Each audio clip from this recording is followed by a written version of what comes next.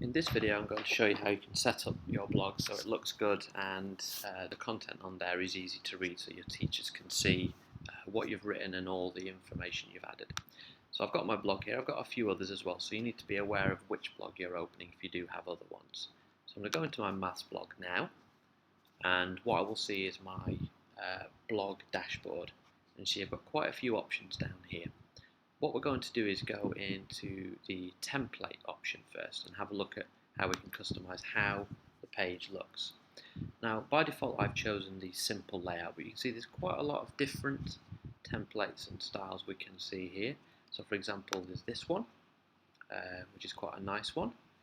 Just be aware that if you've made changes already to your blog, your template, anything you add now will often change a lot of those customizations, so just be aware of when you change your template. So I'm going to leave it on this one for now, and what I'm going to show you is how to customize your blog template. So let's go into this, just wait for that to load for a moment. Now again we get the option to look at all the different templates, so we've already seen that one, and let's just have a look now at the background option. Now this lets us change the theme colors, which is really useful. You see I'm just flicking through a few options there, and we can also even add things like background images. So you can see I've got loads of cool options here, and just be aware as well you can even change the colour of, you can see where I'm clicking here, this white area, you can change that so it's see-through. That's really not a good idea because people probably won't be able to see your writing. There's lots of great options, and you can even upload your own images, and just be aware that if you do that it needs to be a large image, otherwise it will tile, which basically means you'll get lots of versions of it on the screen and it will look really messy. I'm just going to leave it like with that blue one for now, so I'll press done. Now one really useful thing you can do is adjust the width of the page.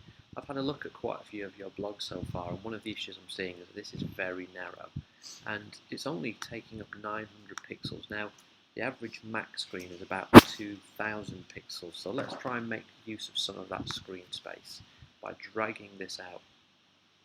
And I'm going to go up to, let's say 1280, that's a good size. We've got a bit of the edge here, but we can still see lots of our blog as well, which is really great. The right sidebar as well, look, you can see you can change the size of that. The sidebar is not so important, so you might want to give that a bit less space. That's up to you, of course. We'll look at the layout in a different section, and then lastly, the advanced one lets us really customize our blog, so we can change things like the title font. Let's go in here and have a look. There's hundreds of different fonts, and this is the sort of thing you would be doing out of your lesson, not in lesson. We can change post titles, headers, button colors, all kinds of stuff in here. But again, there's lots and lots of customization that you can choose to do at home. When you've changed anything, you apply to the blog. Make sure it's applied, look, you get that notification, and go back to Blogger. Let's have a look at the layout now. Because one thing I just mentioned was I don't like that sidebar very much. So let's go into the layout and have a look. And it's always a good idea to preview your blog so see what it looks like. So let's just press the preview button. This is what it will look like online. So I've got this unnecessary About Me profile here. So if I want to change that, I'm going to go to Edit, and I can either not show it or just remove it altogether. I might not want to show personal information in my blog. I've got a blog archive there as well, and what that will do is show all of your past posts. That might be a useful one to keep. One of the really useful gadget is the page gadget, so I'm just going to show you how we do that now. We go to Pages. You see I've got no pages yet. So what you might be doing currently is you might be doing something about geometry, let's say. So let's make a new page. And all I'm going to do here is just give it a title. There we go. And I need to publish this for this to work. So let's just press Publish. Okay, and I'm going to go back to my blog now. You see I've got a geometry page ready to go. That page must be published. Let's go back to the layout now, and I'm going to add a gadget. Now gadgets are extra things you can add to your pages to make them look good. So you can do things like adding your own image from somewhere if you wish. Obviously it's not necessarily important to do that. You can add lists of useful links to other sites.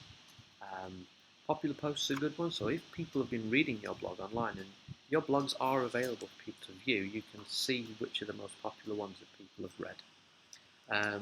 Okay, but I'm just going to add the pages one now if I can find it. So let's just scroll down, here we go. And what this does, it lets you organise all of your published pages onto your blog. So here we go. And for some reason that one's not published yet, so let's just save that and go back to my page and we'll have a look at that again. Here we go, let's just press publish. For some reason it wasn't published before, so let's try and see if it's there now. Your published pages will be available to show on the nav bar. Here we go, look. So if I just tick on the box and press save, you can see there's two options, look. And I can move my links to the side or at the top by dragging it. I'll show you how we do that, look. So I can just drag this and have it at the top, along the top, or I can even have them here. I prefer at the top. So let's save that and quickly preview our site. Here we go, look.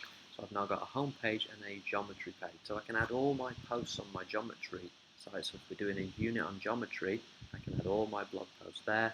And then if we're doing another unit of maths, I can add my posts on that page. And that means it's more organised.